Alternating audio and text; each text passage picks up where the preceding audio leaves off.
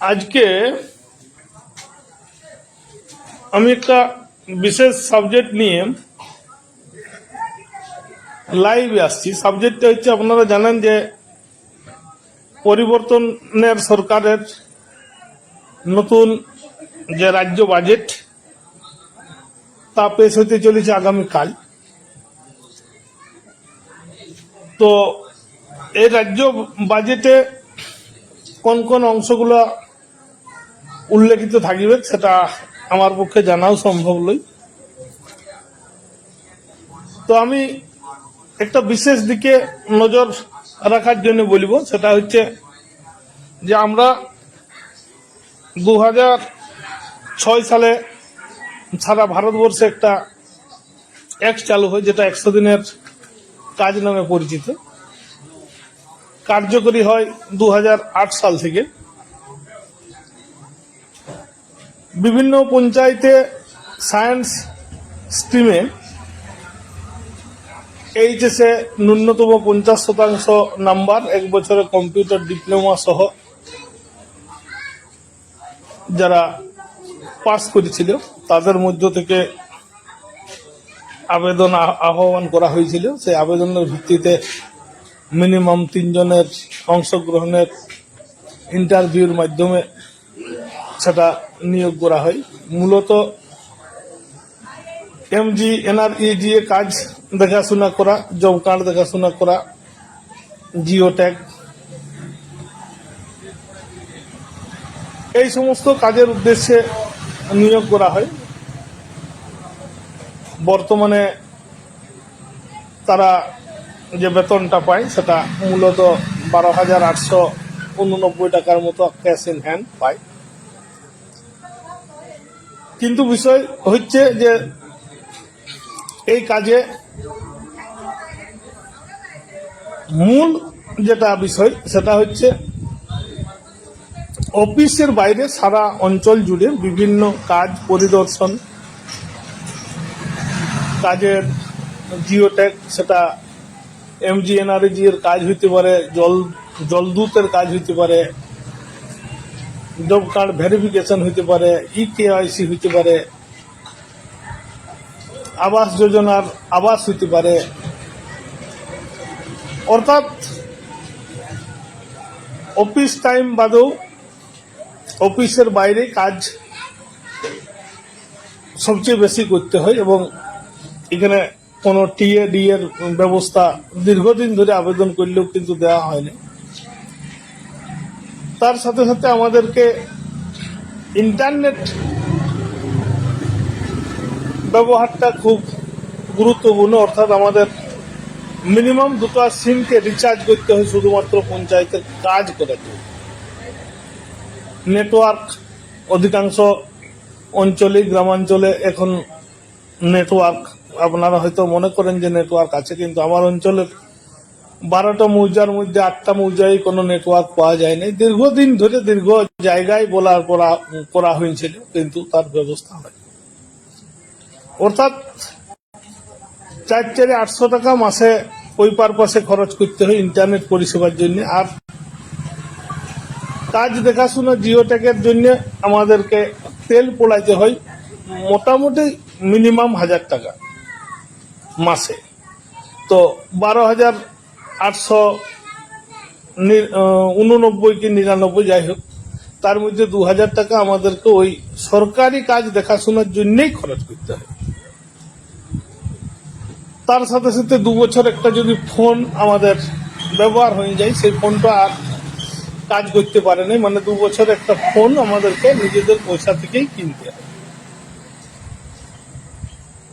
অফিসের কাজ এ to Z করতে হয়। দুয়ারে সরকার বলুন বা জনকল্যাণ বলুন, সব ক্ষেত্রেই আমাদের কিন্তু এটা করতে হয়।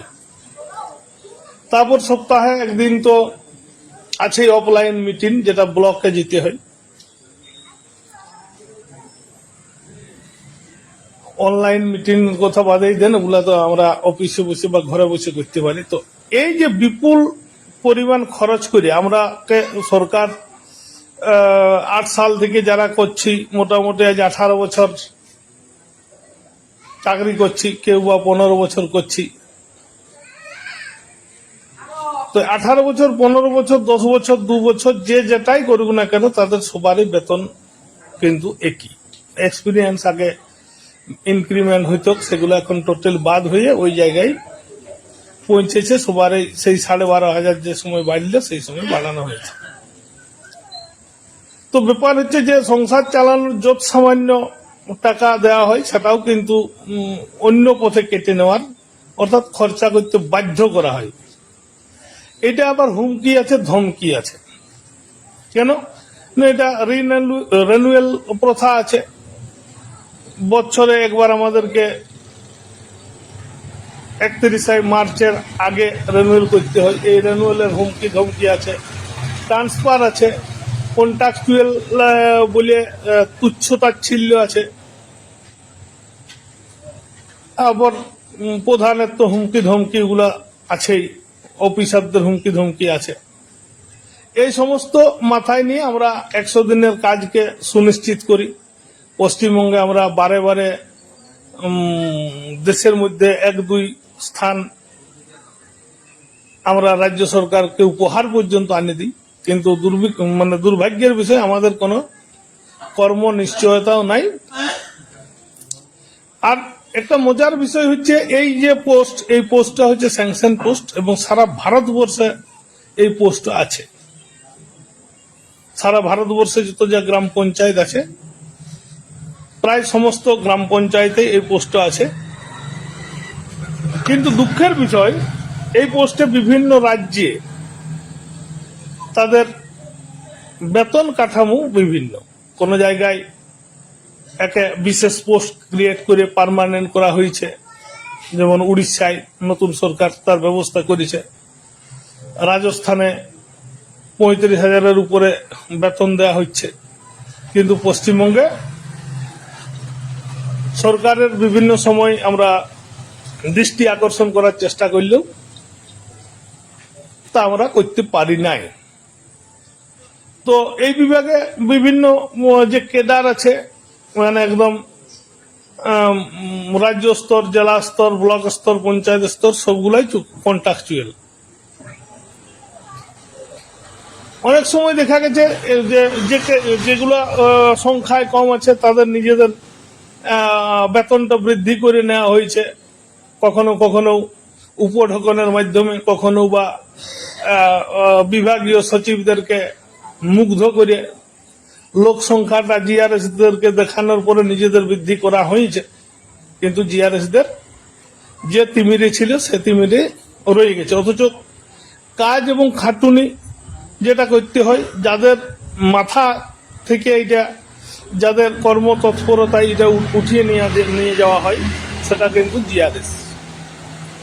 অথচ তাদের নামগন্ধও কিন্তু কখনো করা হয়নি। এমনকি এই যারা এই কাজটা তুলে মাঠ থেকে, ফিল্ড থেকে, একদম 4 ক পূর্ণ করার থেকে, কাজ দেওয়ার থেকে, মাস্টার রুল জেনারেট করার থেকে, সমস্ত বিষয়টা যারা করে তারা হচ্ছে জিআরএস। কিন্তু তাদের নামগন্ধটাও কিন্তু কোনোদিন উঠে আসে নাই। ক্রেডিট নেওয়া তো দূরের কথা, ক্রেডিটটা নেই বিডিও সাহেবরা বা নোডাল সাহেবরা। কিন্তু কাজটা যারা করে, যাদের কায়িক পরিশ্রমে কাজটা উঠে আসে, তাদের কিন্তু সেটা গুরুত্ব দেওয়া হয়নি কোনোদিনও। তো আমরা নতুন সরকারের কাছে আমরা আবেদন করিব। এর আগে আমরা বিভিন্ন সময় দেখেছি যে এমন এমন পঞ্চায়েত আছে যেখানে এনএস নাই, যারা এস্টিমেটের দায়িত্বে, সেগুলোও কিন্তু আমাদেরকে করতে হইতো এবং সই করিয়ে নেওয়া হতো এনএসদের। কারণ আমাদের সেই টেকনিক্যাল ব্যাপারটা আমাদের যেহেতু যোগ্যতা নাই, অনুমোদন নাই, সেই হিসাবে আমাদের গ্রাহ্য হইতো না। তো বিষয় হচ্ছে তারপর তো মেজারমেন্ট আছে, মানে একটা কাজে মিনিমাম আমাদের 15 থেকে 20 বার যেতে হয়, তবে সে কাজটা সম্পূর্ণ হয়। কিন্তু সেক্ষেত্রেও কোনো গ্রাহ্য করা হয়নি। তো মাননীয় মুখ্যমন্ত্রী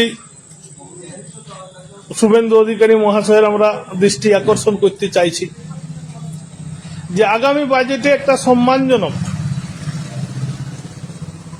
সম্মানজনক যাতে একটা ভাতা দেওয়ার ব্যবস্থা করা হয়, তার ব্যবস্থা যাতে উনি করেন, তার দৃষ্টি আকর্ষণ করার আজকের এই প্রচেষ্টা। আর আমাদের জিআরএস বন্ধুদের বলছি, আপনারাও সজাগ থাকুন। একটা বর্তমানে আপনারা জানেন যে এই প্রকল্পটা জি রামজি নামে মার্কেটে আসতে চলেছে আবার। তো একমাত্র এই জিআরএস দের হাত ধরেই কিন্তু এটাকে আমরা আরো সর্বোচ্চ শিখরে নিয়ে যেতে পারবো। আমাদের বিশ্বাস আছে, আমাদের কর্ম দক্ষতা আছে, কর্মক্ষমতা আছে, সবাই বিষয়টা গুরুত্ব দিবেন। অন্যথায় আমাদেরকে বিকল্প পথে আন্দোলনে নামতে হবে, সেদিকটাও কিন্তু সবাই মাথায় রাখবেন। প্রয়োজনে আমরা যেমন সর্বোচ্চ জায়গায় নিয়ে যেতে পারি, তেমনি এটা কোন জায়গায় পৌঁছাইতে পারিব সেটা আমাদের আন্দোলনের মত এবং পথ আমরা ঠিক করব। প্রতিদিন মোরার থেকে একদিন মোরা অনেক ভালো। তাই যে সমস্ত জিআরএস বন্ধুরা আছেন, আমরা প্রায় ৩৫০০ মতো আছি সারা পশ্চিমবঙ্গে, যাদের কাঁধে ভর করেই এই প্রকল্পটা আগামী দিনে আরো স্বপ্ন দেখতে শুরু করেছে। কারণ ১২৫ দিন করে কাজ হবে। তাই সবাই প্রস্তুত থাকুন। যদি কিছু না হয় আমাদেরকেও কিন্তু অন্য পথে অন্য মতে আন্দোলনে নামতে হবে।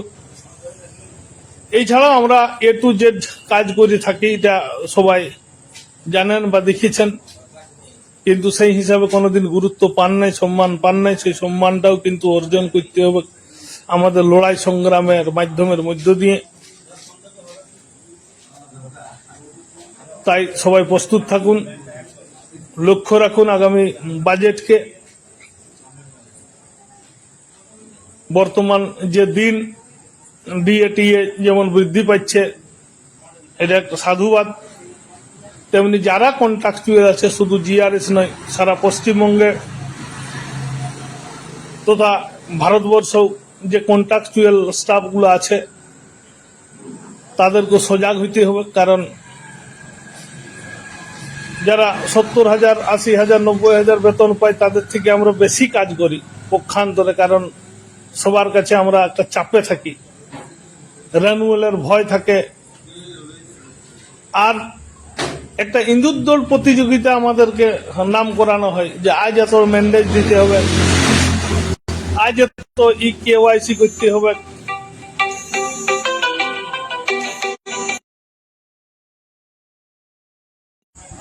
যাই হোক, আমার লাইনটা কেটে গেছিল একটা ফোন ঢুকে যাওয়ার কারণে। তো আমি যারা আমাদের এই MGNREGS নিয়ে কাজের সাথে জড়িত আছেন, তাদেরকে সবাইকে অনুরোধ করব 22 তারিখের দিকে নজর রাখুন। নচেত আমাদের যে লড়াইয়ের একটা ওয়েস্ট বেঙ্গল MGNREGS যে আমাদের বাঁকুড়া জেলা গ্রুপ, সেই গ্রুপে আমার মতটা আমি জানাইছি যে কিভাবে আমরা লড়াইয়ে নামব। সেদিকটাও সবাই নজর রাখবেন এই বলে সবাইকে আমি অনুরোধ জানাচ্ছি। প্রস্তুতি মনে মনে প্রিপারেশন নিয়ে নেন এবং ওই গ্রুপটায় ঢুকুন। গ্রুপে ঢুকে ব্যাপারটা দেখুন। কারণ লড়াইটা মানে যখন আমাদেরকে মানে মরতে হবে, একবারে প্রথমবারে মরি। কারণ 15-16 আমাদের সরকার নিয়ে নিয়েছে। তাই সবাইকে অনুরোধ, আপনারা সচেতন থাকুন। লড়াইয়ের ময়দানে হয়তো খুব তাড়াতাড়ি দেখা হইতে পারে। বিকল্প রাস্তা যদি সরকার না বাতলায়, আমাদেরকে লড়াই আসতে হইতে পারে। এখানে শেষ করছি, ধন্যবাদ।